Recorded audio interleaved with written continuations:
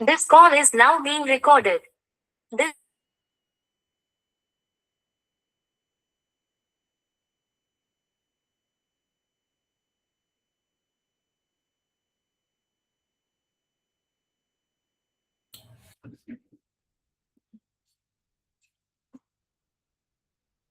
Second सत्र में पुनः आप सभी का स्वागत है।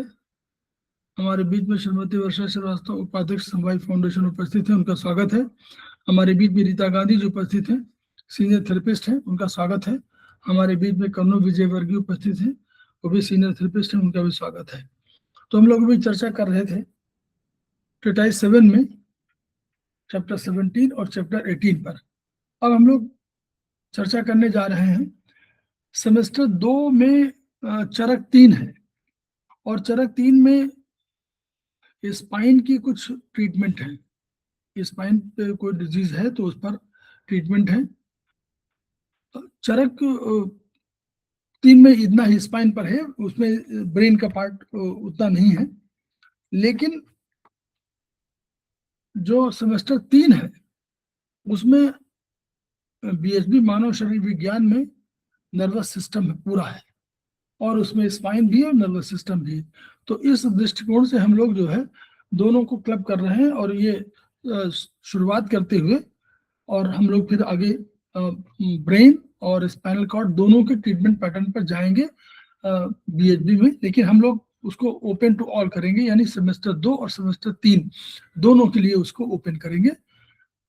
तो हम लोग कोशिश कर रहे हैं कि आगे हम लोग चलें।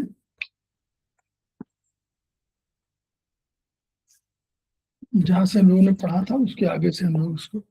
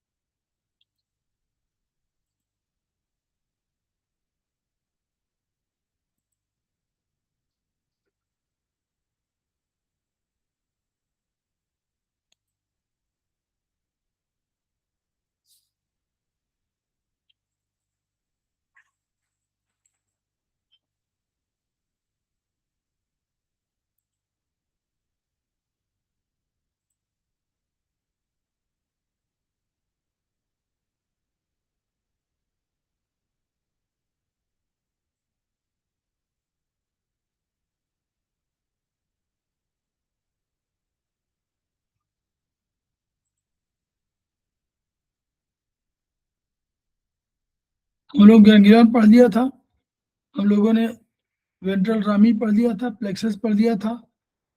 हम लोगों ने प्लेक्सस पढ़े थे, 5 प्लेक्सस थे। सर्वाइकल प्लेक्सस C1 से C4 तक, ब्रैकियल प्लेक्सस C4 से T1 तक, यानी दोनों प्लेक्सस जो हैं ये सर्वाइकल पार्ट के ही हैं।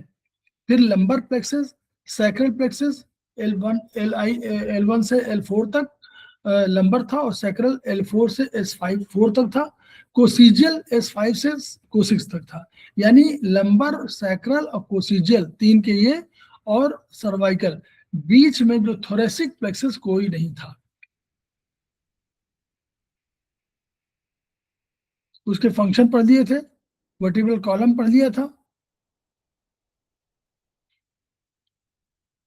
वर्टिब्रा पढ़ लिया था हम लोगों ने।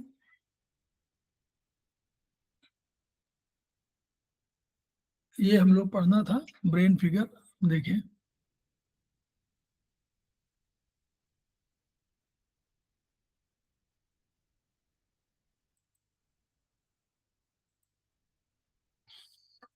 चरक 3 में ये हम लोग का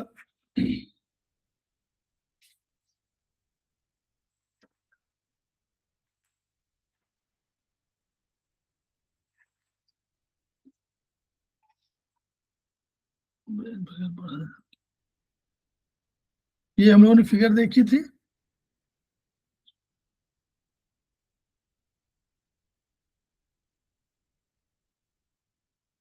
ये सब ब्रेन के थे, ब्रेन के पार्ट थे। तो वो हम लोगों ने इस पर ऑलरेडी देख लिया था। हम लोग चरक 3 वाले पर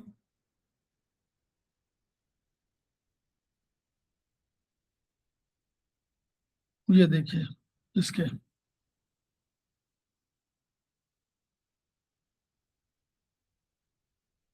ये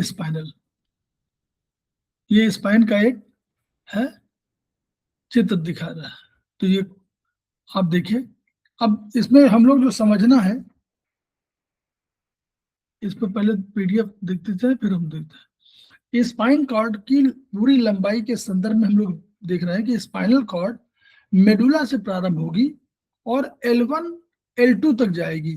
हम लोगों ने भी देखा इसमें ये L1 L2 तक जा रही है। देखिए ये L1 L2 तक यहीं तक जा रही है, इस तरह जा रही है।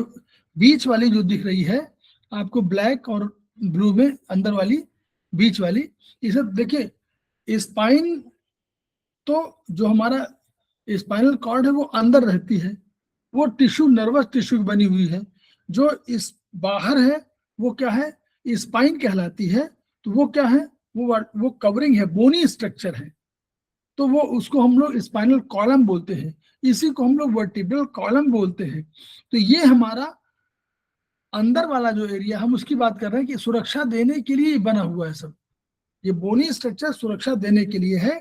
तो हमारी जो दिखा रहे हैं कि L1 L2 तक जाती है। तो अब कभी आपको समझना हो तो ये बताइए कि स्पाइनल जो कॉर्ड है वो केवल L1 L2 तक जाती है। स्पाइनल कॉलम से छोटी होती है। अभी कॉर्ड दिखाई पड़ेगी बीच वाली, वो छोटी है क्योंकि स्पाइनल कॉलम तेजी से ग्रो करती है, जबकि स्पाइनल कॉर्ड धीरे धीरे ग्रो करती है। वो चूंकि मुख्य है, स्पाइनल कॉर्ड मुख्य है, उसको डैमेज नहीं होना है। अगर ये डैमेज हो जाएगी तो प्रॉब्लम हो जाएगी।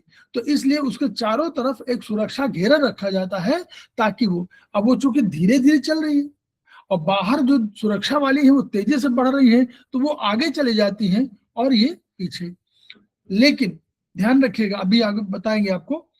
कवरिंग अब समझिए, ब्रेन को 3 लेयर से प्रोटेक्ट किया गया है, ड्यूरा मैटर, आर्कनॉइड मैटर और पाया मैटर। ब्रेन के वही, चूंकि ब्रेन का वही आया हुआ है, वही स्पाइनल, क्योंकि सेंट्रल नर्वस सिस्टम में ब्रेन ऊपर है और नीचे क्या है, नीचे हमारे स्पाइनल कॉर्ड है। तो इस स्पाइनल कॉर्ड में भी आपको ये सारे प्रोटेक्शन के सारे मिलेंगे। ये दोनों तरफ जो है, चारों तरफ आपके मतलब उसको पूरी तरह प्रोटेक्शन के लिए चलते हैं। और पाया मैटर हम लोगों ने वहां पढ़ा था ब्रेन में कि पाया मैटर उससे अटैच होता है, जो भी नर्वस टिश्यू से अटैच होता है। और ड्यूरामेटर जो है बाहर होता है, ड्यूरेबल वाला, और आर्कनॉइड मैटर बीच में होता है। तो तीनों इसको प्रोटेक्शन करने के लिए उसी तरह चलते हैं, क्योंकि ऊपर से आते हैं होल से, फोरामिनम होल से आते हैं और वैसे ही प्रोटेक्ट करते रहते हैं। अब इसी में थोड़ा सा इसके अंतर आ जाता है। तो ये कवर करते हैं ड्यूरामेटर, बाहरी लेयर ड्यूरामेटर है, ब्रेन को कवर करती है और स्पाइनल कॉर्ड को भी प्रोटेक्ट करती है, क्योंकि वो स्पाइनल कॉर्ड है तो उसको प्रोटेक्ट करेगी। और ब्रेन ऊपर है और स्पाइनल कॉर्ड नीचे है। ये बाहरी लेयर होने के कारण वर्टिब्रल कॉलम के साथ रहती है। अब देखिए बाहरी है तो वर्टिब्रल कॉलम के साथ साथ चलेगी। इस कारण से आर्कनॉइड मैटर और ड्यूरा मैटर के बीच स्पेस बन जाता है। वो उसके साथ चलेगी, थोड़ा दूरी पर है तो यहाँ पर स्पेस बन गया। इसी स्पेस में क्या क्या होगा, देखिए इस स्पेस में होगा क्या, इस स्पेस में एडिपोज टिश्यू होंगे और ब्लड वेसल्स होंगी। क्या ड्यूरा मैटर और आर्कनाइड मैटर के बीच में जो स्पेस बनेगा, क्यों, ड्यूरा मैटर चल रही बाहरी, उसके साथ अटैच है, और ये पाया मैटर बिल्कुल वर्टिबल सॉरी नर्वस टिश्यू से अटैच है, स्पाइनल कॉर्ड से। अब बीच में एक लेयर और है, तो ये दोनों के बीच में जो अंतर आ गया आर्कनॉइड मैटर और ड्यूरा मैटर के बीच में, उस स्पेस में एडिपोज टिश्यू, यानी कोई भी फैट वाले टिश्यू और ब्लड वेसल्स उसी में होंगी। इसे सब ड्यूरल स्पेस कहेंगे। चूंकि ड्यूरा मैटर के बाद है, इसलिए इसको सब ड्यूरल स्पेस कहेंगे।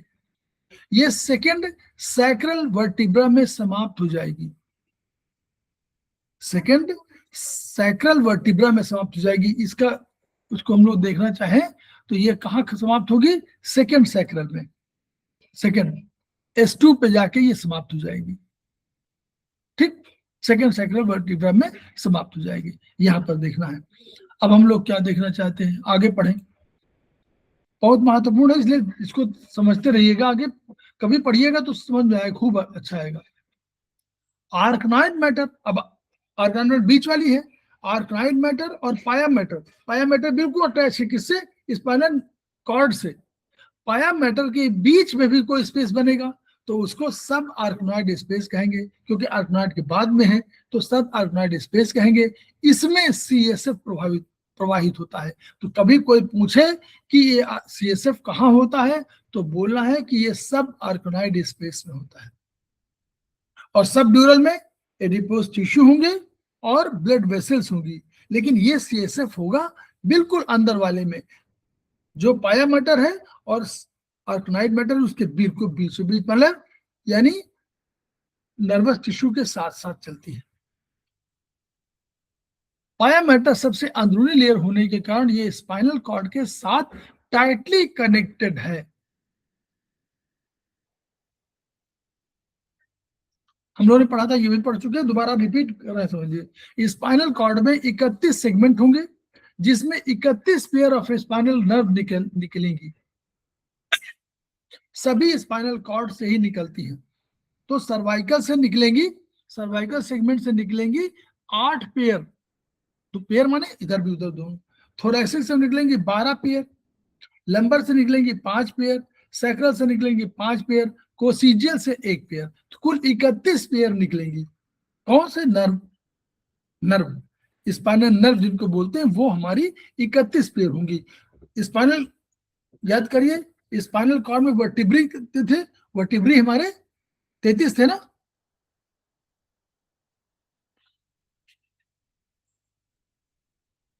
जो वर्टिब्री थे वो हमारे 33 थे, याद करिए, क्योंकि वो 7 थे, 12 थे, 5 थे, 5 थे, 4 थे, तो 7 12 7 19 और 19 10 29, 29 4 33, वो 33, यहाँ पे 31 है, ठीक। ये सभी नर्व स्पाइनल कॉर्ड से निकलती हैं और वर्टिब्रल कॉलम से पास होती हैं। अब पास होना है, इनको जाना है बाहर, ठीक है।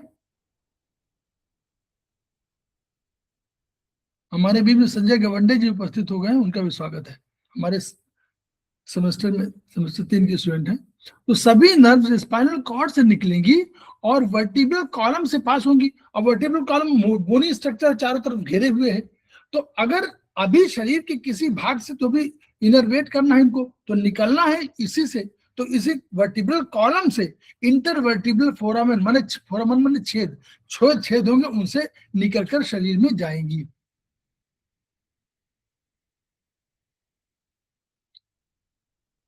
अब देखिए स्ट्रक्चर समझ लीजिए। अब हम, क्योंकि हम लोग पढ़ रहे हैं सेमेस्टर 2 का, अब हमको स्पेशली इसको जरूर पढ़ना है कि ये स्पाइनल कॉर्ड कैसी होती है। तो स्ट्रक्चर फिर एक बार देख लीजिए, आराम से इसको इसलिए पढ़ा रहा है ताकि इसको समझते रहें आप लोग।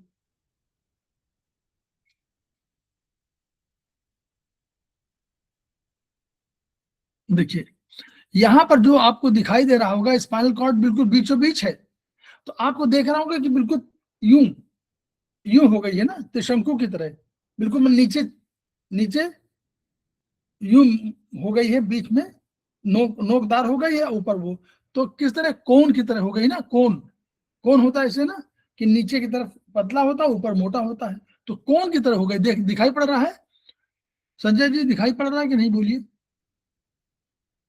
जी सर, दिखाई पड़ रहा दिखाई दिखाई दे रहा है कोन की तरह, नुकीला, है।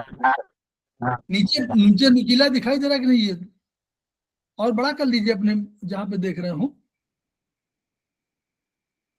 ये वाला पॉइंट जो दिखा रहा है उसको, उसके बाद जहां पर L2 लिखा है उसी के बगल में देखिए, जहां घोड़े की पूंछ की तरह है उसके बगल में देखिए, दिखाई दे रहा नीला, बहुत डार्क नीला है जो, और कोई चित्र मेरे पास अगर होगा तो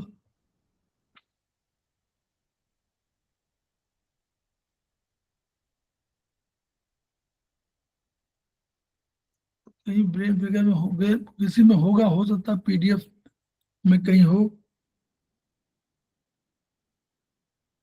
नहीं है, नहीं, आगे नहीं होगा। आगे जाने का मतलब कहीं उसको चित्र, उसको यही वाला चित्र है, चरक 3 वाला। इसी को दिखाना चाह रहे हैं, उससे बताना है आपको कि क्या चीज है वो।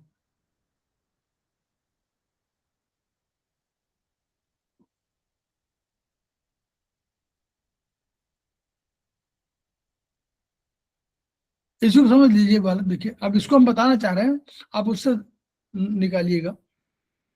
देखिए, कोनस मेडुलरी बोलते हैं, कोनस माने कोन की तरह है, कोनस मेडुलरीज इसको बोलते हैं। Conus, CONUS, conus medullaris, MEDULLARIS। तो conus medullaris spinal cord vertebral level में L1 L2 में समाप्त हो जाती है। बाहर वाले तेजी से बढ़ते हैं तो वो बाहर निकल जाते हैं, ये अंदर यहीं पर रह जाती है, पूरी इसी में हो गई। लेकिन इसकी एक शर्त है, जो उसका यहां से निकलना है वो अपनी जगह पर ही निकलता है। तो अगर L1 है और L1 इसका L1 यहां पर है और स्पाइनल कॉलम का L1 नीचे आ गया, तो इसको यूं निकलना पड़ेगा। जैसे इलेक्शन में आपका जो एरिया आवंटित होता है या जो सेंटर आवंटित होता है, उसी में जाके आप इलेक्शन में उसी में वोट डालते हैं जाकर के।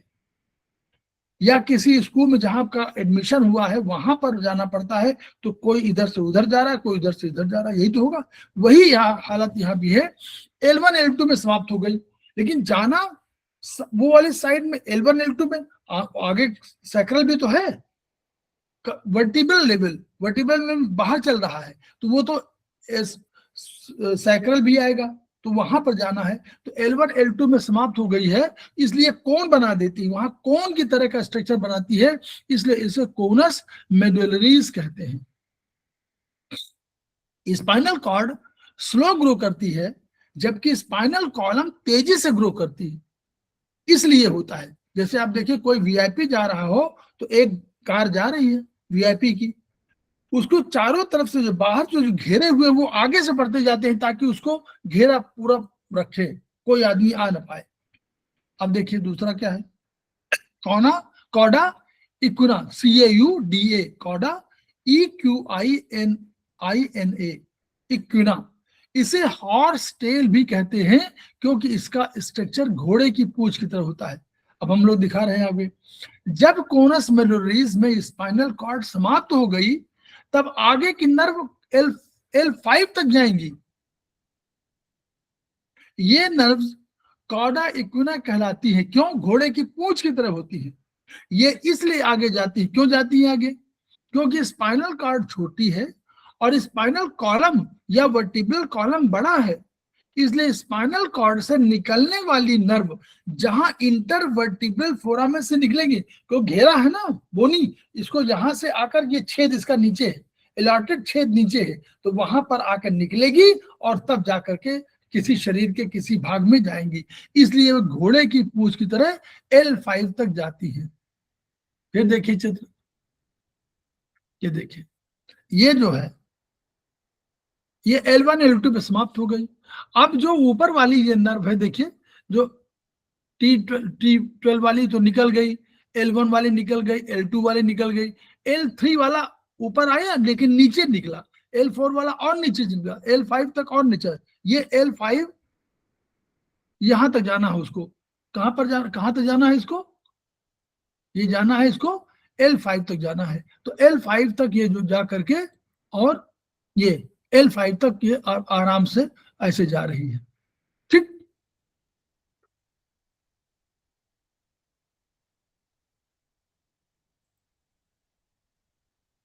इंटरवर्टिब्रल कॉलम यानी ये घोड़े की पूंछ की तरह L5 तक जाती है। तो ये कॉडा इक्विना हो गया। तीसरा क्या हो गया? कॉडा इक्विना माने होता है घोड़े की पूंछ। फाइलम टर्मिनेल तीसरा होता है, फाइलम टर्मिनेल। पाया मैटर सदैव स्पाइनल कॉर्ड से अटैच रहेगी। पाया मेटर बिल्कुल वो है, ऐसी बिल्कुल सेवक की तरह है कि आपका सुरक्षा गार्ड है, वो कहीं नहीं जाएगा, वो आपसे अटैच है, बिल्कुल जहां जितना आप है वहीं पर रहेगा। लेकिन अब पाया मेटर सदैव स्पाइनल कॉर्ड से अटैच होगी, क्योंकि स्पाइनल कॉर्ड केवल L1 L2 तक जाएगी, तो अब पाया मेटर आप क्या करें, लेकिन इसको तो कोसिजियल बोन तक जाना है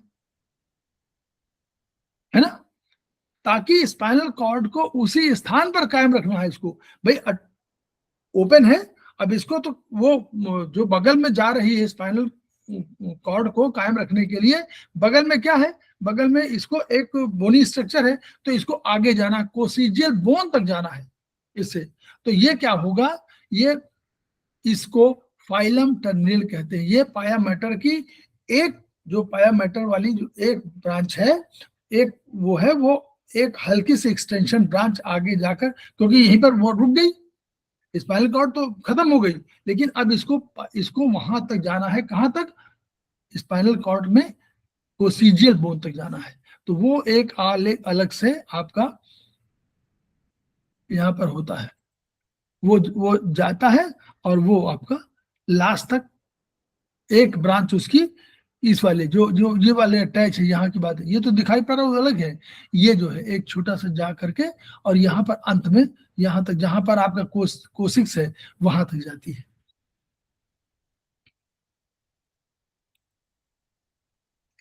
इलार्जमेंट हम लोगों के स्पाइनल कॉर्ड में दो इलार्जमेंट, एक सर्वाइकल है, सर्वाइकल स्पाइनल कॉर्ड सेगमेंट में C4 से T1 तक, वर्टिब्रल कॉलम सेगमेंट में भी।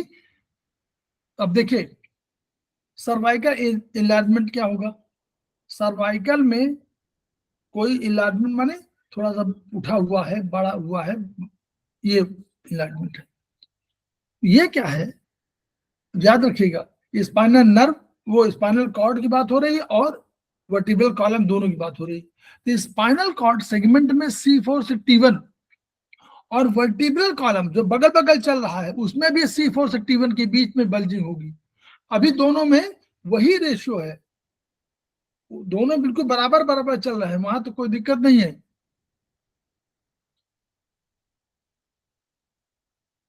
यहां पर शुरू में एक ही सतह पर देखिए, अंदर जो स्पाइनल वाली है, ये स्पाइनल कॉर्ड, इसमें कोई अंतर नहीं है, देखिए T1 तक कोई अंतर नहीं है, बिल्कुल वही बगल में चल रही है, कोई प्रॉब्लम नहीं है। लेकिन बाद में फिर देखिए इसका ये रूट नीचे जाने लगता है, और नीचे और नीचे और नीचे। ये जो बात वो कह रहे हैं कि बाहर पहले तो कोई वही धरातल पर है, जहां पर है वहीं पर आप सामने है। C5 कहां तक बता रहा है ये, देखिए T1, C4 से T1 तक के बीच बल्जिंग होती है। ये बल्जिंग यहाँ पर दिखाई, ये बल्जिंग इस एरिया में यहाँ पर होती है, ये इस एरिया में बल्जिंग है, जो इस बल्जिंग में देखिए उसी बराबर जा रही है ना, देखिए उसी पे उसी प्लेटफॉर्म पे है, वहां कोई दिक्कत नहीं है, बल्जिंग है, इस बल्जिंग और उसी रूट में है, C4 से T1 तक, यहां तक है, बस ये बल्जिंग हुई, इसी बीच में बल्जिंग हुई। ये बल्जिंग आप देखिए, आप ना पीठ छुप कर देखेंगे तो आपका जहां उठा हुआ आएगा वो T1 है,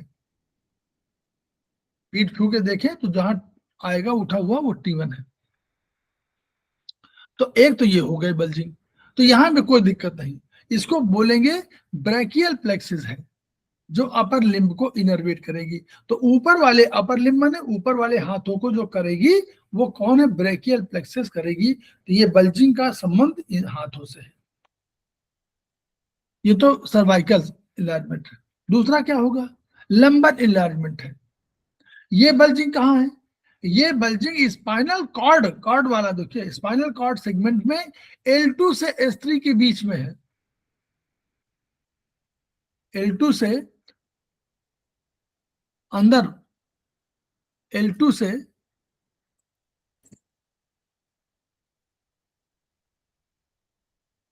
L2 यहां से लेकर के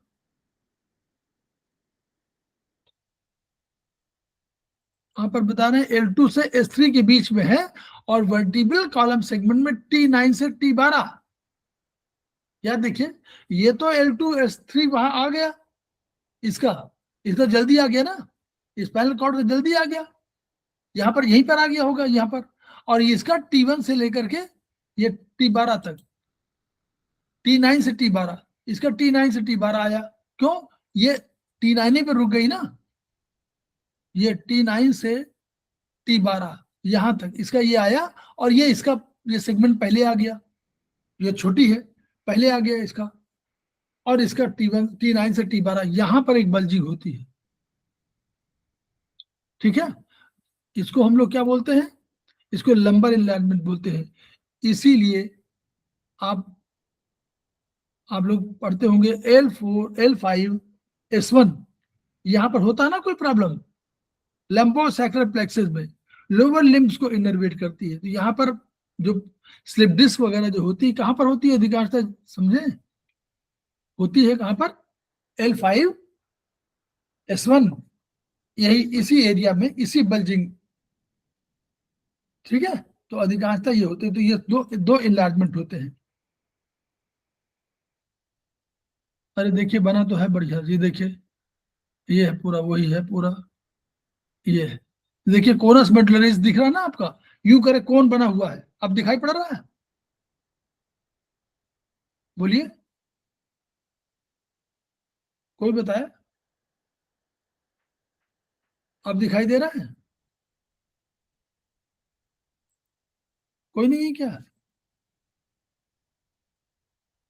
अब ये दिखाई दे रहा है कि नहीं? चलिए, नहीं दिखाई दे रहा, कोई बात जी नहीं, सर, छोड़ दिखाई दीजिए। दे रहा हाँ? है। हाँ जी, दिखाई दे रहा है। ये इसमें पूरा बहुत बढ़िया दिखा, देखिए ये देखिए L1 L2 तक जाती है, ये ये कोनस मेडुलरिस है, यही तक ये बना हुआ, ये वाली अंदर वाली है बनी हुई है, इसके सब सेगमेंट लिखे हुए L2 L3, ये पूरा। और ये इसके, और ये बगल में दिखाया गया है कि यहाँ पर वो हमारी वो है वर्टिब्रल कॉलम है। तो लंबोसैक्रल एनवायरनमेंट यहाँ पे दिखाया हुआ है ना? तो ये इससे समझने का मतलब कि यहीं पर प्रॉब्लम होती है। ये फाइलम टर्मिनल है, देखिए सिंगल आई है ना ऊपर से, उस सुरक्षा के देने के लिए उसको ये सिंगल कॉलम यहाँ चली गई है और उसमें आ गई है। तो इसको ये देखें S2 वर्टिब्रा में। ठीक है, तो ये आ गया इसी में।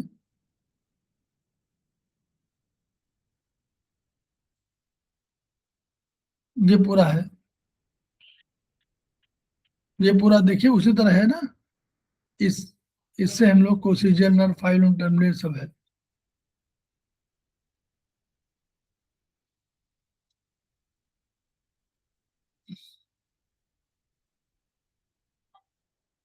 26 बोन, अगर बोन की बात करें तो केवल 26 बोन होती है, क्योंकि जो बाद वाली कोसिक्स वाली है 4 है, वो बोन फ्यूज होकर एक हो जाती है, और सैक्रल में भी 5 होकर के एक हो जाती है। तो वो 26 बोन के रूप में कभी पढ़िएगा तो केवल 26 होंगी, 7 पहले, 12 बाद में, 5 बाद में, फिर अंत में लास्ट में एक एक करके हो, तो 24 और 2 26। सर्वाइकल, थोरेसिक और लंबर तीनों मूवेबल टाइप की है, तीनों मूव करने वाली होती है, यानी मूव कर सकती है, अधिक मूव करेंगी सर्वाइकल, थोरेसिक और लंबर। सैक्रल और कोसिक्स इमूवेबल है।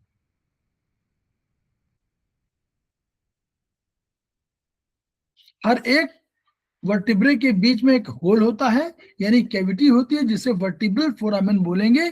इसी में से एक के ऊपर एक वर्टिब्री के रखने से सभी फोरामेन एक दूसरे से रहते हैं। ये जो बीच वाला, जिसको बीच बोलते हैं, इसी से ऊपर रखते हैं, इसी के नीचे आती, इसी में स्पाइनल कॉर्ड। ठीक है, और यही वर्टिब्रल रख देंगे तो ये वर्टिब्रल कॉलम कैनाल बन जाएगी, और इसी के अंदर हमारी स्पाइनल कॉर्ड आ जाएगी। वर्टिब्रल कॉलम हेड को भी प्रोटेक्ट करता है। स्पाइनल कॉलम का अटैचमेंट सभी रिब्स से, कहां से मिला हुआ है? रिब्स से जुड़ा हुआ है, पेल्विक गर्डल से जुड़ा हुआ, और पर बैक की मसल से पूरा निर्माण इसका हुआ है, क्योंकि अटैच होता है ना। वर्टिब्री में थोड़ा सा क्या है, जो जो वर्टिब्री का हम लोग देखें थोड़ा सा, तो वर्टिब्री क्या होती है? वर्टिब्री मुख्य रूप से बॉडी वर्टिब्री होता है, हम लोग आगे इसको देखेंगे, कहीं मिलेगा जरूर।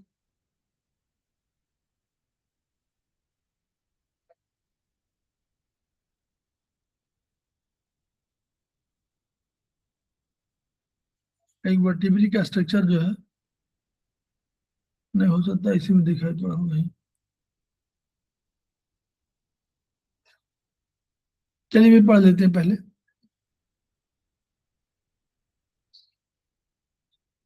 बहुत अधिक नहीं पढ़ेंगे, थोड़ा बहुत समझ लेंगे बस केवल। ये वाला हम लोग जो है इसको बहुत अधिक नहीं जानेंगे, ये बस समझ लीजिए कि इसमें जो है आप इतना समझ लीजिए पहले कि जो मुख्य रूप से पूरे उसमें एक बॉडी ऑफ वर्टिब्री होगी। अब ये उसमें मिलेगा, चरक 3 वाले में मिल जाएगा हम लोगों का पीडीएफ, इसमें मिल जाएगा। तो मुख्य रूप से जो बॉडी ऑफ वर्टिब्री जिसको बोलते हैं, इसमें सेंट्रम, इसको सेंट्रम बोलते हैं। इसी में एक के ऊपर एक वर्टिब्री रखी रहती है, जो हमारी बनी हुई है पीछे, एक के ऊपर एक रखी रहती है। अब कैसे मालूम हो कि आगे कौन है पीछे कौन है? तो आगे वाले को एंटीरियर बोलेंगे और पीछे वाले को हम लोग पोस्टीरियर बोलेंगे। आगे वाले को एंटीरियर या वेंट्रल बोलेंगे और पीछे वाले को पोस्टीरियर या डॉर्सल बोलेंगे। इसीलिए हम लोग कभी कभी थोरेसिक को डॉर्सल बोल देते हैं ना, इसीलिए बोल देते हैं कि उसमें एक आगे का भाग है। तो आगे का भाग स्मूथ होता है बॉडी के अतिरिक्त। अब बॉडी में क्या है, 7 विभिन्न प्रोसेस माने अनेक तरह के अटैचमेंट टाइप के होते हैं बोनीज, जो डॉर्सल या पोस्टीरियर साइड में होते हैं, सामने नहीं होते, आगे एंटीरियर भाग में नहीं होते, पीछे की तरफ होते हैं। इन्हें स्पाइनस प्रोसेस बोलते हैं। ये हम जल्दी बता देते हैं। प्रोसेस सदैव पोस्टीरियर साइड में होते हैं, तो देखकर हम लोग पहचान सकते हैं कि वर्टिब्रे का कौन सा भाग है, क्योंकि सामने वाले तो होंगे नहीं, जो भी उनके पीछे होंगे। और ये प्रोसेस थोड़ा सा डाउनवर्ड झुके होंगे, इसलिए झुके हुए हम देख लेंगे क्या झुका हुआ है, इसका मतलब पीछे वाला है, पोस्टीरियर। तो अब झुका हुआ है तो ऊपर वाले को जो बोलेंगे, तो जो नीचे झुका हुआ तो हम लोग समझ सकते हैं कि वो ऊपर वाला जो है, नीचे वाला इंफीरियर होगा, ऊपर वाला सुपीरियर होगा। वर्टिब्री को ऊपर से देखेंगे तो बॉडी ऑफ वर्टिब्री सदैव एंटीरियर या वेंट्रल साइड में होगी और वो बिल्कुल स्मूथ होगी, और स्पाइनस प्रोसेस हमेशा पोस्टीरियर में होंगे। इसलिए हम लोग देखकर पहचान सकते हैं कि कहां पर ये पीछे का भाग है कि आगे का भाग है। अब इसमें 5-7 स्पाइनस प्रोसेस होंगे, उनको छोड़ दीजिए।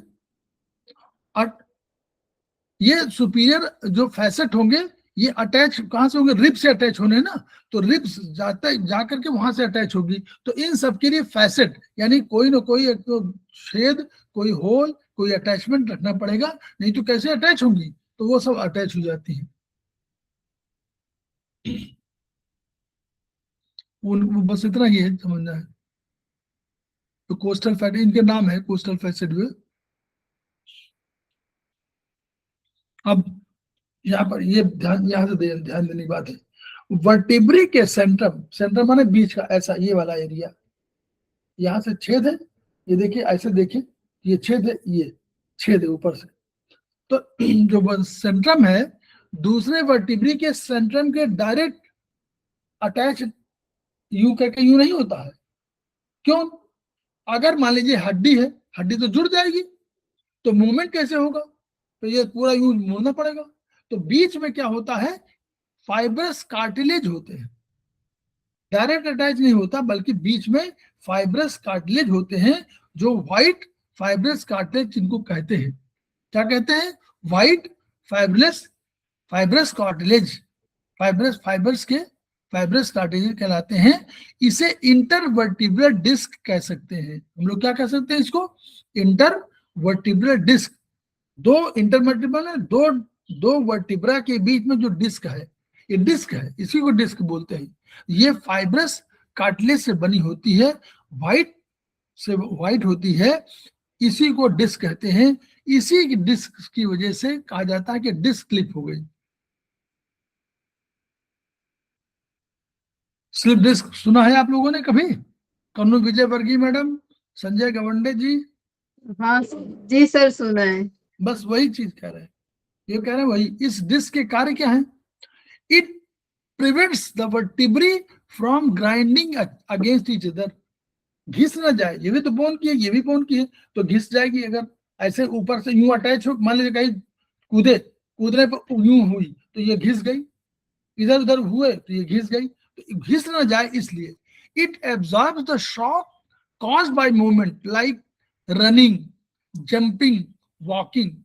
It is said to be cushioning effect. Cushion भी काम करे, जैसे हम लोग कहते हैं गाड़ी में क्या करते हैं हम लोग, शॉक एब्जॉर्बर होते हैं ना गाड़ियों में, मोटर गाड़ियों में, कार में, उनमें होते हैं शॉक एब्जॉर्बर कि आप कूद कहीं ऊपर से नीचे चली जाए गाड़ी तो उसमें वो आपको यूं करके स्प्रिंग टाइप का है वो रोक लेता है। वही कुशनिंग इफेक्ट यहां भी है। वर्टिब्रल फोरामेन और स्पाइनल फोरामेन, वर्टिब्रल फोरामेन को स्पाइनल भी कह सकते हैं, are used for the passage of spinal cord. Spinal cord क्योंकि नर्वस सिस्टम का भाग है इसलिए इसमें कोई भी डैमेज नहीं होना चाहिए, इसी के प्रोटेक्शन के लिए बना हुआ है, ये प्रोटेक्ट करने के लिए वीआईपी है। ये स्पाइनल जो हमारी नर्व है, वो जो हमारी वो स्पाइनल कॉर्ड है वो नर्वस टिश्यू की बनी है, इसलिए इसको नहीं डैमेज होना चाहिए, नहीं तो बहुत से फंक्शन हमारे नहीं हो पाएंगे। Grinding joints are example of synovial joints. ये जो जॉइंट्स है वो साइनोवियल जॉइंट के एग्जाम्पल है। अब दो वर्टिब्रा के बारे में बता दें थोड़ा सा, ताकि जो है फिर हम लोग धीरे धीरे आगे बढ़े, बहुत काम अभी बाकी है इसमें।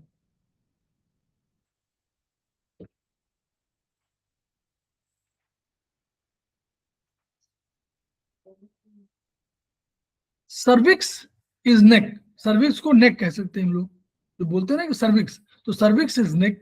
सर्विक्स दो जगह होगी, कहाँ होगी कोई बता सकेगा? दो जगह सर्विक्स में दिखाई पड़ता है, हम लोग कई जगह बोलते हैं लेकिन दो जगह हम लोग मेन बोलते हैं, एक तो हम लोग यहाँ गर्दन बोलते हैं, एक सर्विक्स और होता है लेडीज में, ठीक है, तो वो तो सर्विक्स दो जगह होता है, cervix is neck. Cervical vertebrae में वर्टिब्रल फोरामेन सबसे बड़ा यानी लार्जेस्ट होता है। सर्वाइकल वर्टिब्री में जो सर्वाइकल वाला है भाग, वो ये भाग है, इसमें वर्टिब्रल जो फोरामेन होता है वो वर्टिब्रल है ना, जो फोरामेन छेद सबसे बड़ा होता है, लार्जेस्ट है। सर्वाइकल वर्टिब्री सबसे छोटी होती है, इससे भी छोटी केवल कोसिक्स की वर्टिब्री होती है, कोसिक्स की सबसे छोटी, कोसिक्स के बाद सर्वाइकल वर्टिब्री नंबर 2 पर वो है, लेकिन इसका जो वर्टिब्रल फोरामेन है जो छेद है सबसे बड़ा है।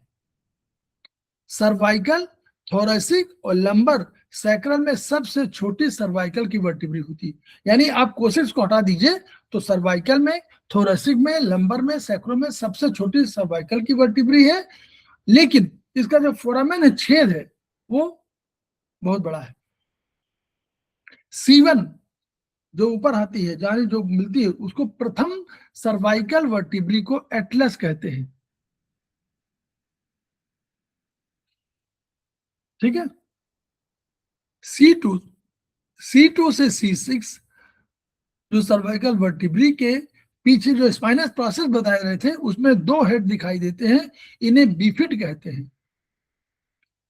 तो इनके भी वहां पर अब वो उनका कुछ चक्कर है जिसके बताना चाहते हैं, लेकिन अगर मैं समझिए इसमें यह है कि जो इसमें बिफिड होते हैं इन्हीं में अब C2 की बात करिए, देखिए अब उसमें समझिएगा, एटलस को यस बोन कहते हैं, जो आप बोलते हैं कि यस, ये जो मूवमेंट है एटलस का, ये उन्हीं जो वो बने हुए हैं उन्हीं की वजह से होता है कि यूं करके यूं वो गर्दन में यूं, ताकि ऊपर से जुड़ा हुआ है। इसकी विशेषता ये है कि ये एक अंगूठी के आकार की है, तो कोई अंगूठी की बात करे तो समझ लो एटलस, तो कहेंगे एटलस, तो जब भी देखा एटलस को तो अंगूठी आपने देखा तो तुरंत समझ जाएंगे कि ये तो एटलस है। इसमें स्पाइनस प्रोसेस होता ही नहीं है, इसमें सेंट्रम या बॉडी भी नहीं है, ना तो स्पाइनस प्रोसेस होगा ना सेंट्रम यानी बॉडी, कुछ नहीं है, बस छेद बड़ा होता, बड़ा सा छेद। एटलस नाम है, अब क्या है एटलस नाम क्यों पड़ा? एटलस नामक माइथोलॉजिकल देवता कहाँ के हैं? ये ग्रीस के होंगे, तो वहां के यूनान के, तो वहां के माइथोलॉजिकल देवता एटलस नाम का है। तो उनका एक चित्र कभी देखते होंगे कि अपने कंधों के ऊपर पृथ्वी का भार यहाँ रखा, ऐसे पृथ्वी रखी हुई है, ऐसे कंधा, आपने कई चित्र देखे होंगे। तो यानी उन्हें अपने एटलस नामक, माना जाता है कि एटलस नामक माइथोलॉजिकल देवता जो है, उन्होंने अपने कंधे के ऊपर समस्त पृथ्वी का भार रखा हुआ है। वैसे ही हम लोग सीवन जो है, इस एटलस नामक वर्टिब्री ने समस्त स्कल, ये जो खोपड़ी हमारी है, इसका भार वहन किया हुआ है। ठीक है, इसमें क्या होता है, एक एडोनाइट फोसा होता है, वही एटलस को ऑसिपिटल बोन से जोड़ने हैं, तो एटलांटो ऑसिपिटल जोड़, एटलस को एटलस की वजह से एटलांटो हो गया, ऑसिपिटल ऑसिपिटल ऊपर वाला हो गया, तो एटलस एटलांटो ऑसिपिटल ज्वाइंट होगा, उससे मूवमेंट ऊपर नीचे यूं होता, मूवमेंट एटलांटो ऑसिपिटल ज्वाइंट की वजह से ऊपर नीचे होता है, इसीलिए इसको ईयर बोन बोलते हैं। इसी के फोरामेन से होकर सारी स्पाइनल कॉर्ड गुजरेंगी, तो फोरामेन तो यही, तो ये यूं होता, तो ये जो ज्वाइंट है, उस ज्वाइंट की वजह से मूवमेंट होता है। एक्सिस, एक्सिस माने C2, C2 को एक्सिस बोलते हैं, तो एटलस बोलते हैं C1 को, एटलस एक्सिस बोलते हैं C2 को। इसे नो बोन भी कहते हैं, ऐसे ये movement no bone, no bone, ये C2 की वजह से हो रहा है। तो एक्सिस में स्पाइनस प्रोसेस भी होता है, बॉडी भी होती है, जबकि एटलस में तो बॉडी भी नहीं थी और न कुछ नहीं था। लेकिन इसमें एक और डेंस प्रोसेस होता है, ओडोंटाइड प्रोसेस को बोलते हैं, ओडोंटॉइड, ओडोंटॉइड प्रोसेस होता है। डेंस का अर्थ है दांत, ओडंट का भी दांत, डेंस प्रोसेस का अर्थ है दांत, और ओडोंटॉइड प्रोसेस में ओडंटन बोलते हैं ना दांतों को, तो ओडोंटॉइड प्रोसेस का नाम भी तो दांत हो गया। डेंस का अर्थ है दांत, यानी बॉडी के साथ एक टूथ लाइक स्ट्रक्चर भी है, यूं करके यूं स्ट्रक्चर एक बना हुआ है, यही है। इसी डेंस में एक फैसेट भी होता है, यही ओडोंटॉइड प्रोसेस एटलस के साथ जुड़ता है।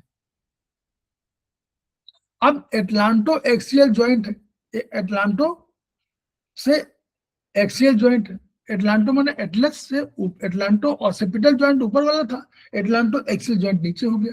It is a pivot joint पर, इट्स अ पिवट ज्वाइंट, ये साइनोवियल ज्वाइंट के अंतर्गत आता है, और एटलस के ओडोंटॉइड प्रोसेस के एक्सिस का ओडोंटॉइड प्रोसेस अटैच होता है। इसी अटैचमेंट के कारण ये सर बाईं दाईं यूं करके होता है, उसी से अटैच होता है एटलस के ओडोंटॉइड फोसा से, और ये ऊपर जुड़ा हुआ ऐसे, तो ये यूं यूं मूवमेंट करता है, यूं, तो आपका गर्दन यूं यूं यूं यूं यूं हो जाती है, गर्दन यूं, ये जो गर्दन यूं है ये, ठीक है, इसीलिए इसको नो बोन बोलते हैं। यही वाला फोसा है, यहीं पर C2 में जब कभी होता है तो जो सो मृत्यु दंड दी जाती है, तो यही फोसा उसमें जा करके आपके जो श्वसन वाले जो है ना, रेस्पिरेशन वाले, उनमें अटैच हो जाता है, घुस जाता है, और वो मर जाता है कैदी, जो उसको फांसी दी जाती है, तो वही C2 वाला ये जो जा करके उसमें वो जो यूं नुकीला होता है, तो जा करके ये जो श्वसन वाले सेंटर है वहां घुस जाता है, तो उसको बंद कर देता है, तो मर जाता है आदमी।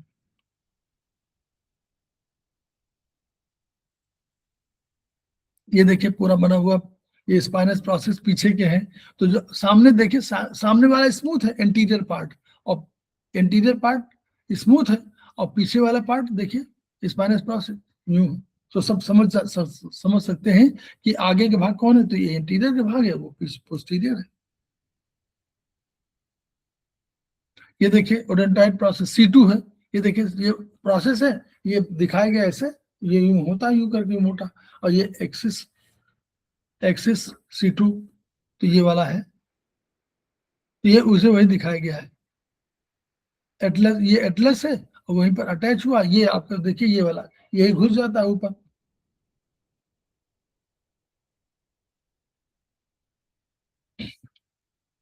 एक स्पेयर होती है, बाएं दाएं निकलती है, ये तो हम लोग चले गए, लेफ्ट राइट में निकलती है, पहली स्पाइनल नर्व जो निकलती है वो ऑसिपिटल बोन और फर्स्ट वर्टिब्रल यानी वेटलेस के बीच से निकलती है। शेष सभी स्पाइनल नर्व दो इंटरवर्टिब्रल फोरामेन से पास होती है। पहली वाली चूंकि बोन से ऑसिपिटल बोन से अटैच है इसलिए वो ऊपर से निकलेगी, लेकिन बाद वाली सब इंटरवर्टिब्रल फोरामेन से निकलेगी। फंक्शन क्या है इनका? काम यह है कि शरीर से ब्रेन तक जो भी सेंसरी इंफॉर्मेशन भेजी जाएगी उसे स्पाइनल कॉर्ड के माध्यम से ब्रेन तक पहुंचाना इनका काम है। ये जो नर्व है इनका काम क्या है कि जो भी शरीर से कहीं पर यहाँ पर से कोई ब्रेन तक इंफॉर्मेशन भेजनी है स्पाइनल कॉर्ड तक पहुंचाना है, फिर ब्रेन से जो आदेश आएगा उसे बॉडी मोटर नर्व के माध्यम से पेरिफेरी तक पहुंचाना है। ये इनका काम है।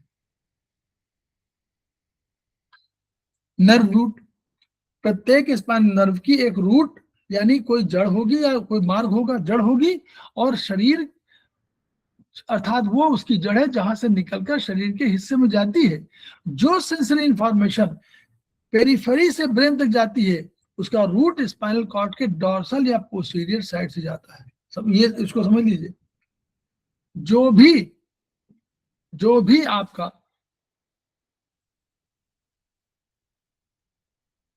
आपका इंफॉर्मेशन जाएगी, जैसे हाथों से जाए, पैरों से जाए, कोई भी इंफॉर्मेशन जाएगी वो ब्रेन तक जाएगी, वो पीछे के स्पाइनल कॉर्ड के पीछे डॉर्सल साइड से वहां से जाएगी। इसको सेंसरी रूट कहेंगे। ये सेंसरी रूट है, मार्ग, ये मार्ग कह लीजिए, रूट के जड़ कह लीजिए, इसको एफरेंट रूट भी कह सकते हैं। कोई चीज समझ में नहीं आ रही हो तो अभी आप लोग पूछ लीजिए, बाद में मत पूछिएगा, बाद में कहाँ समझ मिलेगा। कोई प्रॉब्लम आ रही है जो सेमेस्टर 3 में 2 में है बताइए, 2-3।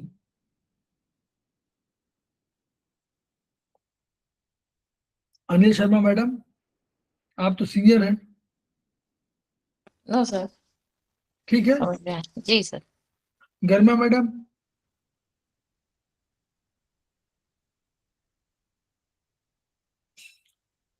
कन्नू विजय जी सर क्लियर है। ठीक है, समझ में आ रहा ना ये? जी सर मतलब जो जी सर आ रहा है। पीछे के जो इन्फॉर्मेशन आती है, जो डॉर्सल रूट मतलब डॉर्सल से जाती है, डॉर्सल पोस्टीरियर रूट, उससे जाती है इन्फॉर्मेशन। कौन से? सेंसरी रूट, जो सेंसरी जाती है, जो हाथों पैरों से जाती है, ब्रेन तक पहुंचती है, उसकी बात कर रहे हैं।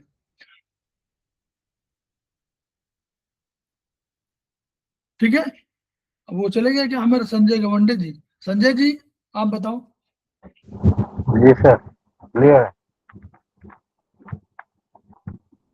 यही समझना है, देखिए, क्योंकि इसीलिए ध्यान दे रहे हैं कि सेमेस्टर 2 सेमेस्टर 3 मिला रहे हैं, पूरा डिटेल में पढ़ा रहे हैं ताकि समझ जाइए। ये बहुत कठिन भी है और सरल भी है। अगर जान जाए तो सरल हो जाएगा, नहीं तो बहुत कठिन लगेगा। तो पीछे वाली रूट है, समझ लीजिए, पीछे वाली रूट है। एक प्रश्न इसी में आगे आएगा इसलिए बता रहा हूं। एफरेंट रूट यानी एफरेंट माने जो AFFERENT एफरेंट रूट बोलते हैं, जो शरीर से ब्रेन तक जाती है उसको एफरेंट रूट बोलते हैं। अब मोटर नर्व जो आएगी ब्रेन से, मोटर नर्व माने कमांड नर्व, कमांड माने जो आदेश लेकर जो ब्रेन से आएगी, ब्रेन से पेरिफेरी तक जाएगी, उसका रूट पीछे से नहीं होगा, उसका रूट आगे की तरफ से होगा, वेंट्रल या एंटीरियर साइड में होगा। इसे मोटर रूट कहेंगे, इसको एफरेंट रूट भी कहेंगे, EFFERENT।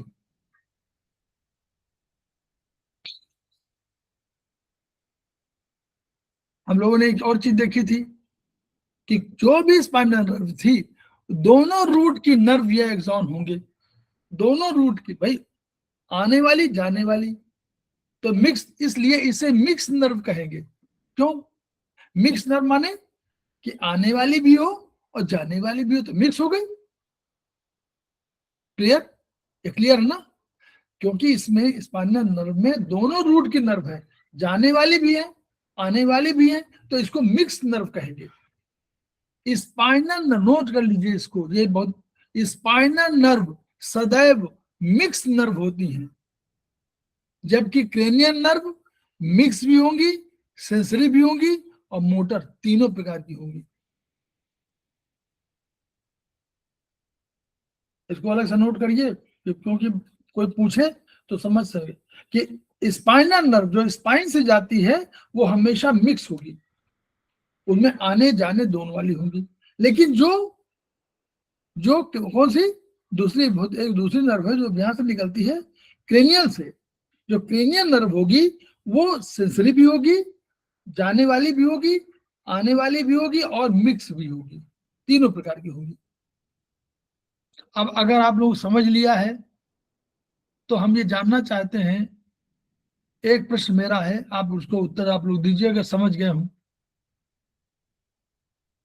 कठिन नहीं है और टेस्ट भी नहीं है, ऐसा मत सोचिएगा, बोलिएगा जरूर कि अगर ये है तो गैंग्लियन अगर कोई होगा तो किस रूट में होना चाहिए?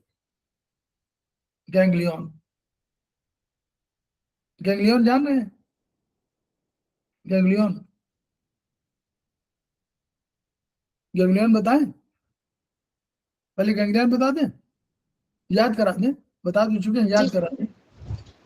हम लोगों ने कहा था कि जो ब्रेन और स्पाइनल कॉर्ड, और हमने कहा पेरिफेरी कहा था, ये तो सेंट्रल नर्वस सिस्टम है, एक पेरिफेरियल नर्वस सिस्टम है, दो नर्वस सिस्टम थे, एक सेंट्रल नर्वस सिस्टम, एक पेरिफेरल नर्वस सिस्टम। तो सेंट्रल नर्वस सिस्टम में ब्रेन और स्पाइनल कॉर्ड आए थे, पेरिफेरल में आए थे spinal nerve, spinal and cranial nerve. ठीक, वेरी गुड। अब हम लोगों ने कहा था कि अगर इस ऊपर ब्रेन में कोई ऐसा स्ट्रक्चर पाया जाए जो ऊपर की तौर होगा, वो नॉर्मली हमारा कहलाता था कि वहां पर ऐसा अरेंजमेंट है कि वो ग्रे मैटर का होगा, ऊपर की तरफ, चारों तरफ, ऊपर की तरफ, कॉर्टेक्स की तरफ, और जो अंदर होगा उसमें हम लोगों ने कहा था व्हाइट मैटर होगा। ब्रेन के संबंध में याद करिएगा, अंदर व्हाइट मैटर होगा। व्हाइट मैटर माने एक्सॉन, ग्रे मैटर माने सेल बॉडी। लेकिन हमने कहा था कि कभी कभी ऐसा हो सकता है, ऐसा पाया गया कि जो ब्रेन का बीच का भाग था, बीच अंदर वाला भाग था, उसमें भी कोई ग्रे मैटर वाला एलिमेंट पाया गया, मतलब सेल बॉडी पाई गई। तो उनको हम लोगों ने कहा था, उनको क्या कहा था? Axon sir? नहीं, उनको न्यूक्लियस कहा था।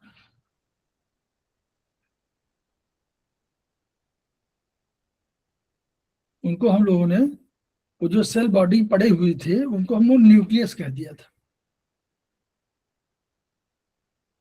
क्योंकि वो न्यूक्लियस किसके होते हैं? सेल बॉडी के। तो वो ग्रे मैटर के पाए गए थे, जो बीच में पाए गए, ऐसा स्ट्रक्चर पाया गया। तो ये तो सेंट्रल नर्वस सिस्टम पाया गया था। लेकिन अगर कोई ऐसा स्ट्रक्चर पाया जाए पीएनएस में, यानी पेरिफेरल नर्वस सिस्टम में कोई पाया जाए, तो हम लोगों ने उसको कहा था कि उसको हम गैंग्लियन बोलेंगे। दो चीजें कही थी, इसके Yes, बाद sir. और सुन ले, याद आ गया। दूसरा हम लोगों ने कहा था जी सर। कि जब एक्सॉन माने व्हाइट मैटर, व्हाइट मैटर कोई इंफॉर्मेशन लेके नीचे उतरेंगे स्पाइनल कॉर्ड में, ऊपर से उतर रहे हैं नीचे, तो ये गुच्छे के रूप में आएंगे। तो जब गुच्छे के रूप में उतरेंगे तो सफेद सफेद बिल्कुल व्हाइट मैटर के बने हुए सारे एक साथ गुच्छे के रूप में आएंगे। तो इनको हमने कहा था ट्रैक्ट कहेंगे। क्या कहा था? क्या नाम दिया था? ट्रैक्ट, TRACT, ट्रैक्ट कहेंगे। तो हमेशा जब कोई प्रश्न पूछे कि ट्रैक्ट किसके बने होते हैं, तो आपको तुरंत उत्तर देना कि व्हाइट मैटर, क्योंकि ये एक्सॉन होते हैं। एक्सॉन माने जो इंफॉर्मेशन किसी को पास कराने के लिए देते हैं। ठीक है, और बताना पड़ेगा क्या? No sir. नहीं समझ, तो ये वाला यही पॉइंट बार बार मत भूलिएगा प्लीज, यही तो बहुत महत्वपूर्ण है, जो बार बार प्रश्न आता है, बार बार आप लोग भूलेंगे तो अच्छा नहीं लगता मुझे। देखिए, ये जो बना हुआ आंख बनी है, आंख दिख रही है आपको, मछली की आंख दिख रही है? आंख दिखी कि नहीं किसी को? जी सर, दिख रही है। इसी को हम लोग बोले सेल बॉडी। इसी में न्यूक्लियस है। और जो हमारे ये ऐसे उठे हुए पौधे की तरह बने हुए हैं, कांटे की तरह, इनको हम लोग क्या बोलते हैं? डेंड्राइट। ठीक है, तो ये डेंड्राइट और सेल बॉडी दोनों दोनों ग्रे मैटर के बने होते हैं। हाँ बोलिए सब लोग, तभी तो समझ रहे हैं कि सब लोग सुन रहे हैं, समझ रहे हैं। जी सर। अब ये जो बना हुआ लंबा सा, इसमें जो शीशेदार बना हुआ है, लग रहा है ना, ये हमारा एक्सॉन है। ये एक्सॉन व्हाइट मैटर का बना होता है। क्यों? इसमें माइलिन शीट चढ़ी होती है, अधिकांशतः में माइलिन शीट चढ़ी होती है जो व्हाइट मैटर की होती है, इसलिए इसको व्हाइट मैटर बोल देते हैं। अब ये ऊपर की तरफ नॉर्मली, अब थोड़ा सा और झुका दीजिए, ऊपर की तरफ कर दीजिए। ऐसे अरेंजमेंट ब्रेन में होता है कि ये सब ऊपर की ओर तरफ होते हैं, बाहर चारों तरफ यूं यूं यूं। तो हमको लगता है कि ऊपर ग्रे मैटर है और अंदर, ये चूंकि अंदर की तरफ है तो ये होता व्हाइट मैटर है। लेकिन कभी कभी ऐसा कोई अरेंजमेंट बीच में यहां कहीं मिल जाता है, ब्रेन के बीच में नीचे की तरफ, कि ये सेल बॉडी यहां दिखती है, तो उनको हम लोग न्यूक्लियस या न्यूक्लियाई कह देते हैं। ठीक है,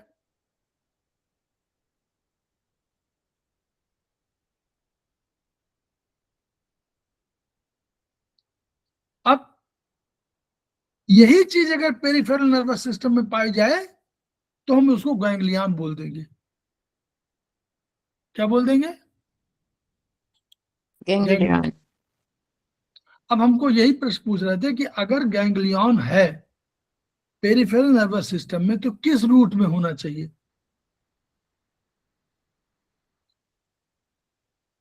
अगर सेल बॉडी काम क्या है? सेल बॉडी काम क्या है? कोई इंफॉर्मेशन आए तो उसको एनालाइज करें, सीपीयू की तरह है ना, कोई फ्रंट आए साइड उसको एनालाइज करें। जी सर, आगे आगे की तरफ इंफॉर्मेशन। हाँ, वो पहले एनालाइज करेगी, एनालाइज करने के बाद फिर आगे इंफॉर्मेशन भेजे, आदेश भेजे, इंफॉर्मेशन आदेश भेजे कि ये काम करिए। नहीं, यही तो है, यही तो जी काम है सर। उसका। जी तो अब यहां से एक इंफॉर्मेशन चली, यहां से कोई नर्व चली, तो अब उसको ब्रेन तक जाना है। तो अगर पेरिफेरल नर्वस सिस्टम में गैंग्लियन होगा तो कहां पर होना चाहिए? इसी रूट में तो होना चाहिए, क्योंकि उसको वो बीच में जाएगी, इंफॉर्मेशन देगी कि हमने भैया हाथी देखा है, तो वो इंफॉर्मेशन भेजेगा ना ऊपर की, इसको भेजो ब्रेन को। तो इसलिए सेंसरी इंफॉर्मेशन ले जाते समय संवेदना ग्रहण करने, एनालाइज करने और ले जाने का काम किसका है? कार्य होगा। तो ये अगर एनालाइज करने के लिए सेल बॉडी नहीं होगी तो कैसे हो जाएगी इंफॉर्मेशन ऊपर? सेंसरी इंफॉर्मेशन जाएगी कैसे? मोटर वाली तो कोई जरूरत ही नहीं है। मोटर में तो वहां से सेल बॉडी ऊपर पड़ी हुई है, मोटर में दिया कि भाई ये सूचना ले जाओ, तो चली जा रही है, सीधे जा रही है, कोई दिक्कत नहीं उसमें। लेकिन इसको जरूरत है, यहां पर क्या है? यहां से स्पाइनल कॉर्ड है, पहले आएगी स्पाइनल कॉर्ड आएगी, तो स्पाइनल कॉर्ड से ऊपर जाएगी, तो यहां इस रूट में, इस सेंसरी इंफॉर्मेशन वाले रूट में आपको संवेदना ग्रहण एनालाइज भी करना है, इसलिए सेल बॉडी यहां चाहिए। तो सेल बॉडी होगा तो एक्सॉन भी होगा, तीनों होंगे। ये सेंसरी रूट डॉर्सल साइड में होगा, इसलिए डॉर्सल रूट में ही गैंग्लियन होगा। याद रहे कि पीएनएस में जहां कहीं भी सेल बॉडी पाया जाएगा उसे गैंग्लियन कहा जाएगा, केवल सेंसरी रूट में ही गैंग्लियन होगा। ठीक है, कभी मोटर रूट में गैंग्लियन नहीं होगा पीएनएस में, ये बस इतना बताना था। इंटरवर्टिब्रल फोरामेन से निकलने के तुरंत बाद स्पाइनल नर्व दो भागों में बटेगी। इन्हें रैमस बोलते हैं, इन ब्रांचेस को रैमस बोलते हैं, और प्लूरल इसका रमाई है। इसका अर्थ यह है कि दो ब्रांचेस के नाम दो ब्रांचेस होंगे, तो एक एंटीरियर रैमस और एक पोस्टीरियर रैमस होगा। एंटीरियर रैमस इनर्वेट करेगा किसका, एंटीरियर साइड ऑफ हेड, नेक और trunk, both skin and muscles, यानी सेंसरी और मोटर पार्ट दोनों, एंटीरियर साइड। और लेटरल साइड को भी करेगा, यानी एंटीरियर आगे वाली जो नर्व आएगी वो साइड वाले को भी करेगी और सामने वाले को भी करेगी, सब हेड नेक का भी। लेकिन जो पीछे वाली नर्व है पोस्टीरियर रैमस, ये केवल पोस्टीरियर साइड का ही हेड करेगी, उसका काम केवल पोस्टीरियर साइड में है, वो बोथ स्किन मसल्स करेगी, तो सेंसरी मोटर पार्ट करेगी, लेकिन वो साइड वाले में नहीं करेगी, साइड वाले को तो आगे वाली करेगी। एक प्लेक्सस बहुत सुना हम लोगों ने। अब देखिए मिक्स नर्व एंटीरियर आया और पोस्टीरियर आया, ठीक है। अब ये देखिए दोनों मिक्स नर्व का जो एंटीरियर रैमस है वो प्लूरल होने पर रैमाई कहे जाएंगे, आपस में मिलेंगे और एक नेटवर्क यानी जाल बनाएंगे। कैसे, ऊपर वाला, नीचे वाला, बीच वाला, ये जब आगे जा करके और सब क्या करेंगे, जब मिल जाएंगे ना तो आगे जा करके ये एक चौराहा बना देंगे, मिल जाएंगे सब इकट्ठा मिल जाएंगे, कई तार मिल जाएंगे, तो वो तार जो मिल जाएंगे नेटवर्क बनाएंगे, उसी को प्लेक्सस कहते हैं। और ये प्लेक्सस बनाने के बाद फिर क्या करेंगे, फिर ऑर्गन में घुस जाएंगे, फिर ऑर्गन को इनर्वेट करेंगे। पोस्टीरियर रैमस कोई प्लेक्सस नहीं बनाती, एंटीरियर की बात कर रहे हैं, केवल एंटीरियर वाला बनाते हैं, पोस्टीरियर रैमस कोई नहीं बनाते, ध्यान रखिएगा। एंटीरियर रैमस में थोरेसिक रीजन की एंटीरियर रैमस भी कोई प्लेक्सस नहीं बनाती, तो सर्वाइकल की बनाएगी, ठीक है। एंटीरियर रैमस की थोरेसिक नहीं बनाएगी, यूनाइट नहीं होती। तो 5 प्लेक्सस होते हैं, एक सर्वाइकल C1 से C4, ब्रैकियल C5 से T1, लंबर, सैक्रल, कोसिजल, लेकिन थोरेसिक की नहीं होती है। और ये प्लेक्सस जो बनाएंगे वो एंटीरियर वाले बनाएंगे, पोस्टीरियर वाले बनाएंगे ही नहीं, लेकिन थोरेसिक के एंटीरियर वाले भी नहीं बनाते, बस। तो 5 प्लेक्सस होते हैं, ये हम लोगों को समझना है।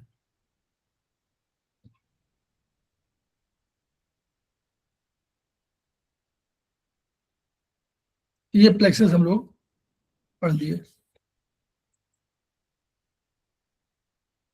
अब हम लोग आ रहे हैं किसमें, आगे चरक 3 पार्ट में।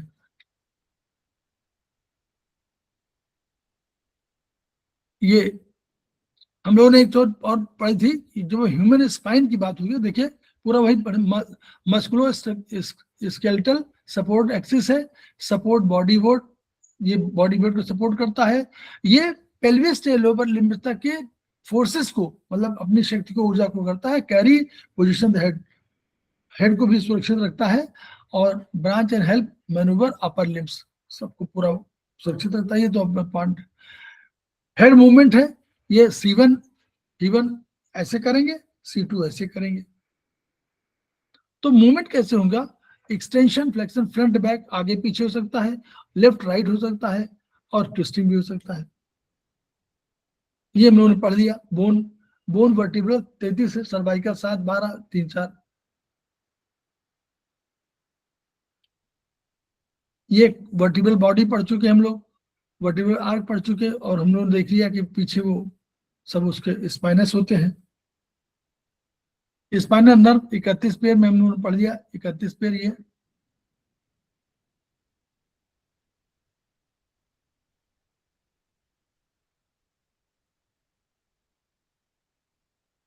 डर्मेटोम का मतलब होता है हमेशा जो डर्मेटोम, डर्मिस माने स्किन, तो area of skin supplied by single spinal nerve, जो जहां पर स्पाइनल नर्व इनर्वेट माने होता है जहां पर प्रभावित करती है, यानी सप्लाई करती है, ठीक है। तो डर्मेटोम बोलेंगे उसको, जो एरिया ऑफ स्किन जिस जगह पर डर्मिस मतलब इस स्किन पे जहां पर करेंगी उसको डर्मेटोम बोलेंगे। मायोटोम बोलेंगे region of skeletal muscle. Skeletal muscles को वॉलेंट्री मसल बोलते हैं। ये समझ में आ रहा है? Skeletal muscle is voluntary muscle. क्यों वॉलेंट्री? माने आपकी इच्छा अनुसार है। जब ब्रेन ऑर्डर देगा तो आप दौड़ेंगे कूदेंगे, लेकिन जो हार्ट की लंग्स की ये सब मसल्स है वो इनवॉलेंट्री मसल्स है, वो आपके चक्कर में नहीं आएंगी, वो अपने आप काम कर रही है, आप उन्हें पूछेंगे। तो ये जो मायोटोम माने मायोटोम उसमें समझिए वो सेल ये जो आपका लीवर, जैसे लीवर वगैरह है, तो स्केलेटल जो मसल्स को करता है वो मायोटोम कहलाता है, और जो स्किन करता है वो डर्मोटोम कहलाता है। तो मायोटोम माने जो स्पाइनल नर्व किसी स्केलेटल मसल को प्रोवाइड करेगी वो मायोटोम।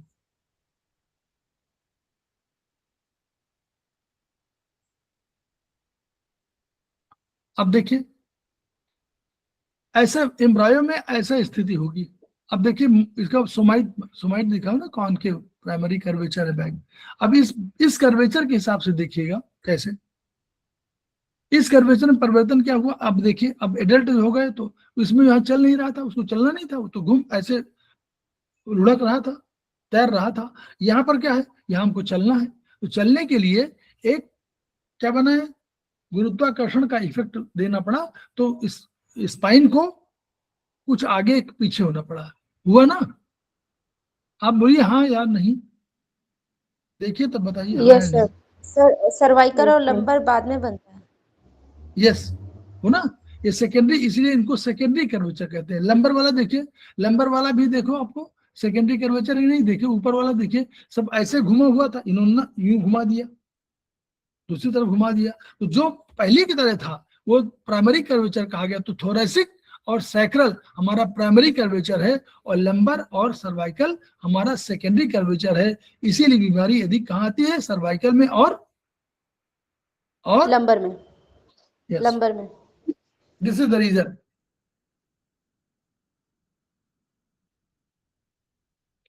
हम लोग पढ़ चुके हैं। यहां से हमको समझने पड़ेगा कि भाई ये देखिए इस चित्र को देखेंगे तो जहां जहां इनर्वेशन है वहीं वहीं का एरिया प्रभावित उससे होगा। जैसे T1 T2 जहां पे प्रभावित हो रही वहीं पे जाएगी, तो उस एरिया में कहीं दर्द होगा तो हम लोग इसके आधार पर भी हम लोग देख सकते हैं कहां पर होगा। T2 T3 कहाँ का यहाँ इनर्वेट कर रही है, T4 कहाँ कर रही है, T5 कहाँ कर रही है, T6 T10 देखिए, T10 के आसपास क्या है, ये उसका आ गया ना लार्ज इंटेस्टाइन वगैरह का एरिया देखिए।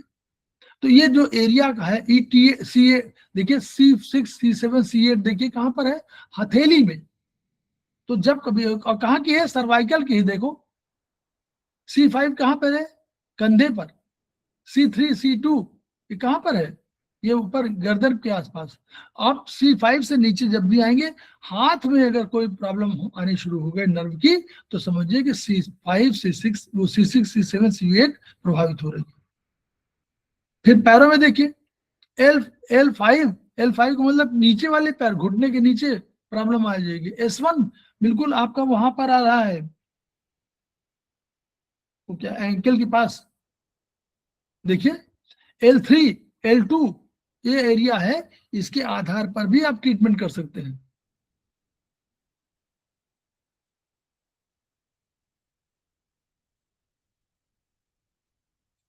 अब यहां से शुरू हुआ, 2 मिनट है कि नहीं अभी? जी सर है। ठीक, कन्नो मैडम 2 मिनट है कि नहीं? संजय जी, ठीक है सर, 2 मिनट। संजय जी 2 जी मिनट। सर। नर्वस हाँ जी सिस्टम सर। हम लोगों ने इसको पहले पढ़ाया हुआ है कि जो पाचन तंत्र है वो क्या काम करता है, वो ब्लड का निर्माण करता है। ये तो कई बार बता चुके हैं। पाचन तंत्र क्या करता है, ये रक्त का निर्माण करता है, ये प्रोडक्शन मशीन है, और इस मशीन के कई भाग हैं।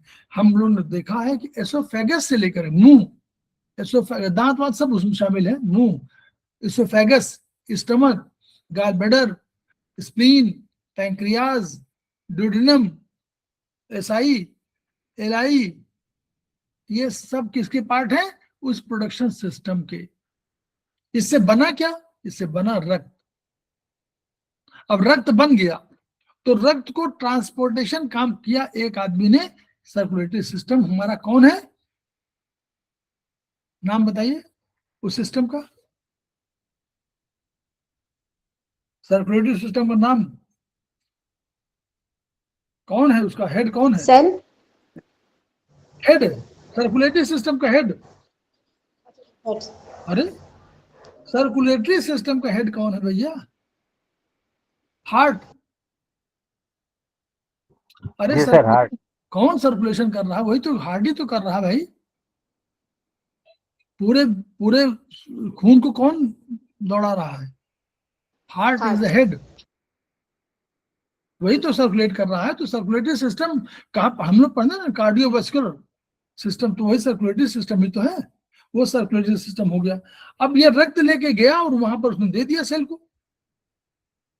सेल ने कहा कि भाई हमको तो आपने कम दिया है, हमको तो अधिक चाहिए। कोई आपको ब्रेड की सप्लाई हुई तो कोई गया ट्रांसपोर्टर, उसने दे दिया, कहें भाई 10 ब्रेड 10 का पैकेट ले लीजिए।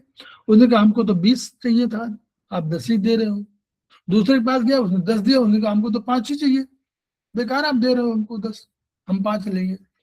ये कौन बताया कि 5 चाहिए कि 10 चाहिए? उसके लिए there is system, nervous system of brain and spine, along with एक और सिस्टम का नाम लीजिए, along with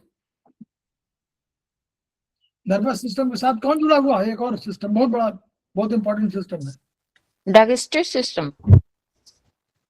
डाइजेस्टिव सिस्टम तो रक्त का निर्माण कर रहा है। जी। Endocrine system. Lymphatic system sir. Yes, endocrine system. Nervous system के साथ साथ एक एंडोक्राइन सिस्टम है जो हाइपोथैलेमस के उसमें भी कंट्रोल में है, वो भी उसी तरह काम कर रहा है और दोनों कोऑर्डिनेशन से काम कर रहे हैं एक दूसरे का। और वो बताते हैं कि इसको 4 ब्रेड चाहिए। मान लीजिए कोई दौड़ना शुरू कर दे तो वो लंग्स को अधिक जरूरत होगी ना ऊर्जा की, तो कौन बताएगा? ये नर्वस सिस्टम बताएगा। कोई आपको आकस्मिकता पड़ गई तो कौन बताएगा? एंडोक्राइन और नर्वस सिस्टम मिलकर बताएंगे। कौन सा हार्मोन है जो फाइट एंड फ्लाइट करता? कोई है तो कार्टिजोन है, ये सब चीजें जितने है ना, तो जो बनाते हैं, जो बनाते हैं ऐसे नॉर एपिनेफ्रिन, ये सब जितने क्या मतलब, तो फ्लाइट एंड फ्लाइट या आपको आवश्यकता है इस समय, तो ये बनाने का काम करो एंडोक्राइन सिस्टम करेगा। तो ये दोनों मिलकर के आप करते हैं, तो ये मालिक है। तो ये सिस्टम हमारा बना हुआ है controlled by nervous system as well as endocrine system. ये हमारा तंत्र है, इस तंत्र को हम लोगों को पढ़ना है और यही तंत्र है, वो तंत्र में हमारा स्पाइनल कॉर्ड भी उसका पार्ट है। अब इसी के हम लोग आगे नहीं पढ़ेंगे, हम लोग पढ़ेंगे अब सीधे ट्रीटमेंट टाइप को, ट्रीटमेंट पैटर्न। अगली बार से हम लोग ट्रीटमेंट पैटर्न पढ़ना शुरू करेंगे कि भाई हम लोग इसको समझ लें कि उपचार कैसे करें। ठीक है, अब हम लोग ट्रीटमेंट पैटर्न पे आ जाएंगे। जब इसको आ जाएंगे तो हमारा सेमेस्टर 2 का पहले हम बात करेंगे, पहले इसको खत्म करें। तो हम लोग खेमका सर को याद करते हैं, उनकी ऊर्जा को याद करते हैं, कोशिश करते हैं कि जो हमारे पास ज्ञान हो उसको हम ट्रांसफर कर दें, सो दैट कि पीड़ित मानवता की रक्षा हो, हमारी थेरेपी की उन्नति हो। और जैसा खेमका सर चाहते थे, each one reach one, each one treat one, each one teach one, इन्हीं शब्दों के साथ हम लोग इस वीडियो को अभी समाप्त करते हैं, ताकि रोकते हैं, ब्रेक देते हैं ताकि ये खत्म हो जाए।